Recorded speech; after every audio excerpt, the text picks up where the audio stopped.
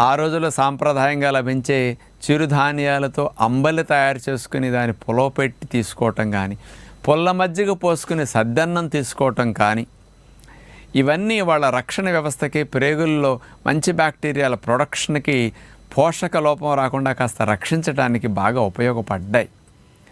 ఈ రోజుల్లో అంబలి అనేది బాగా ప్రజల్లోకి వచ్చి ఇడ్లీ దోశలు ఇట్లాంటి వాటి టిఫిన్స్ మానేసి ప్రొద్దునే అంబలి త్రాగటం అనేది డాక్టర్ ఖాదర్ వలీ గారు ప్రచారం చేసిన తర్వాత ఎక్కువ మంది ఇలాంటి మంచి వైపు వెళ్ళి మిలెట్స్ అంబలి చేసుకు త్రాగటం అనేది మొదలుపెట్టారు. అంటే ఎవరొకరు ప్రభావం జనాల మీద పడితే తప్ప కొన్ని విషయాల్లో మేల్కొనం కదా.